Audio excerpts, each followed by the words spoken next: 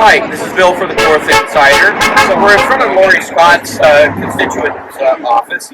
No show Lori, as we're going to call her maybe. Anyways, what we need to do here is I have two gentlemen, Richard and Patrick. They are the spearheaders of saving the Minden ER. My question to both of you is why does the province and the health board want to close the Minden ER, in your opinion? In my opinion, first of all, I'd say frankly, it's bad management. They don't know what they're doing. They don't know how to retain staff, keep staff, or do their jobs properly. Only way for them to save themselves in Haliburton is to chop off Minden and save Haliburton. So do you see it as a huge risk to the community? I find it to be one of the biggest risks to our community. With closing the Minden ER, right now we've denied accessibility. Minden itself has many people that are retired, widows living on their own, and a lot of families that don't own vehicles. A cab fare ride to Haliburton is about $110 one way. With the low-income housing, people that have been widowed or what have you, they don't have the transportation to get to Haliburton in time of need. Who knows? Will EMS be able to respond with the uptick of calls going over to Haliburton? I don't think so. So these people now are looking at basically leaving Minden Hills. So again,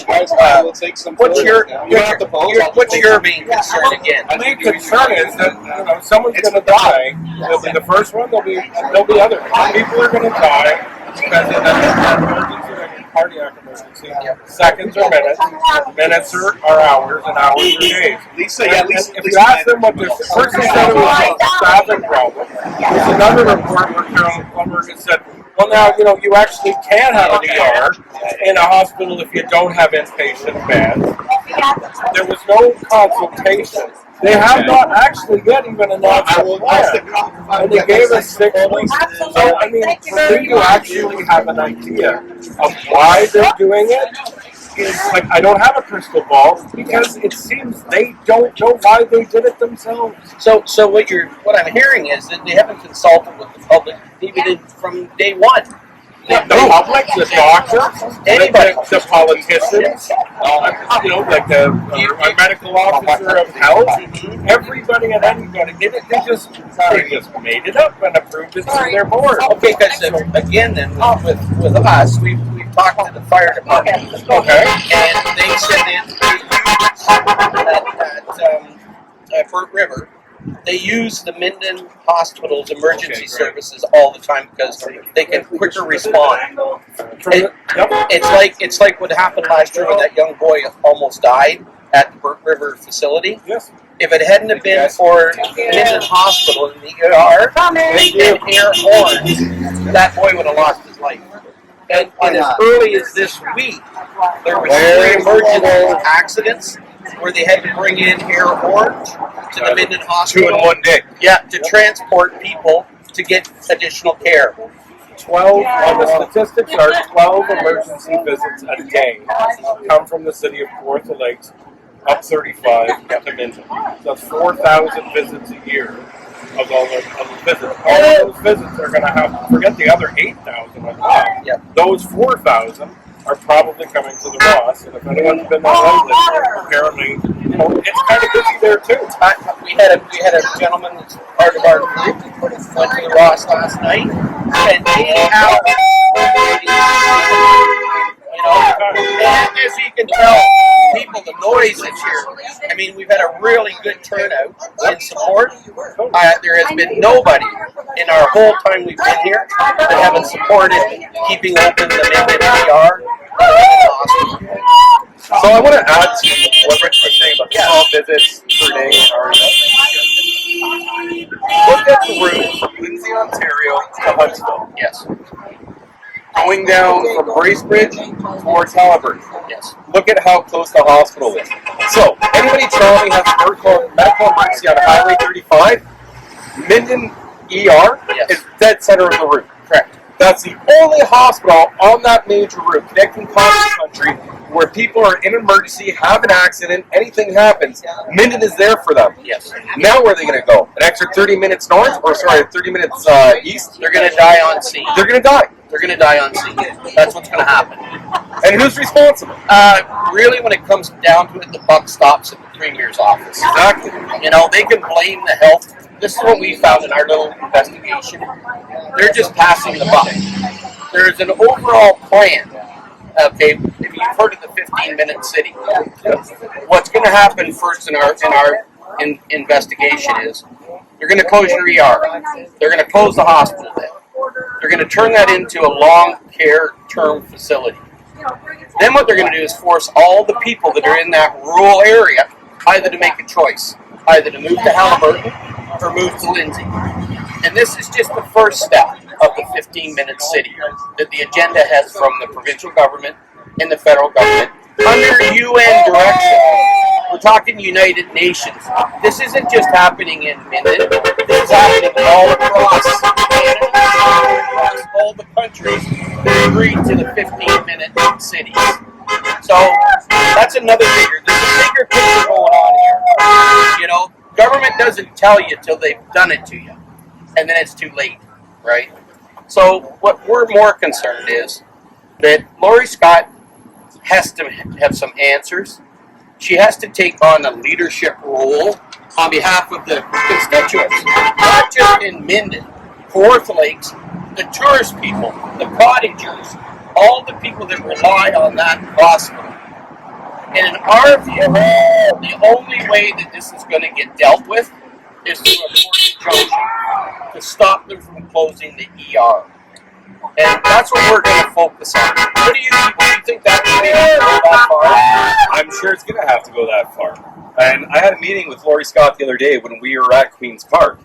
And I asked her about, what's the 20-year outlook? What's a 5-year outlook? What's a 1-year outlook? Oh, I can't answer that, Patrick. There's too many what-ifs.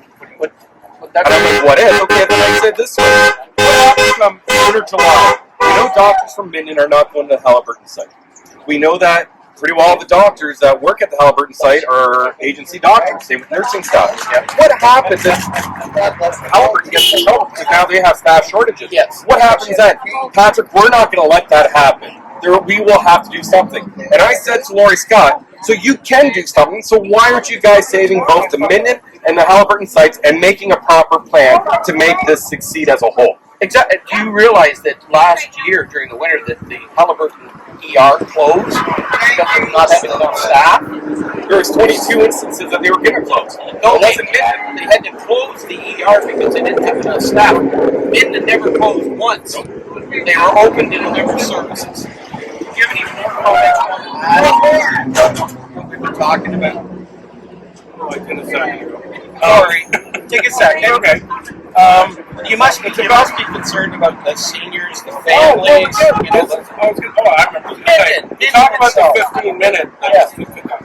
Our community is a 15-minute community. Everyone's 15 minutes from the ER, and our community is growing. Yes. So people retiring, we are an aging population.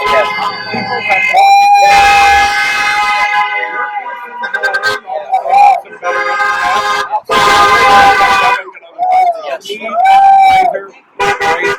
we weren't even advocating for more health care. We just want what we have.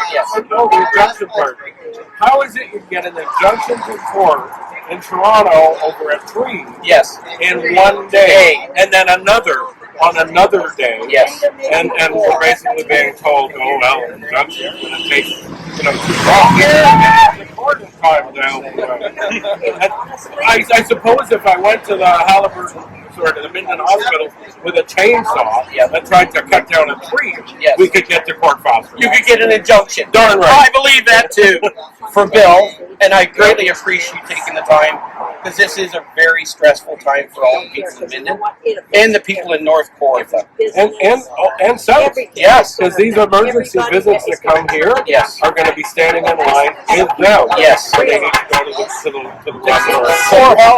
Or Halliburton, if they can get in. We don't think I have a real big problem also, because as Laura and I were leaving our meeting with Laurie Scott, I said to her, hey, about the CT scanner. Her face lit up. Like she was the one implementing it. I said, we have a staff shortage, right? Yeah. Where are you going to find the staff to run the CT scanner? The nurses, the techs? What are you going to do?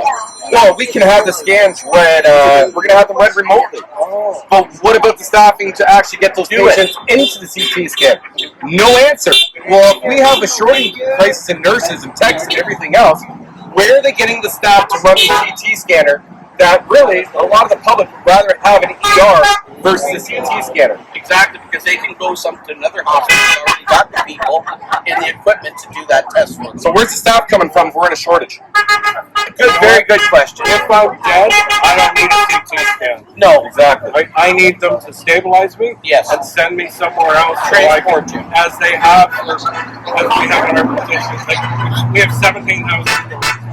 So we know we do. The only story, the first story is who's going to be the first person to die, and then the second, and then the third. So when we have no emergency services, we're not going to have. We're still going to have emergency services in Minden. I can tell by the two of you and the group that you're in today, you're not prepared to get it. Oh, no, never. You're going to fight tooth and nail. I made a promise on my very first day, at the very first public meeting, that I will promise that I will fight to the end for everybody and be everybody's voice, and that's what I'm doing, and that's what I'm committed to. And I know Richard is also. Yeah, you're doing a great job. Can't thank you enough on behalf of the public. Thank you. Thank you very much. This is Bill from Northwest Side.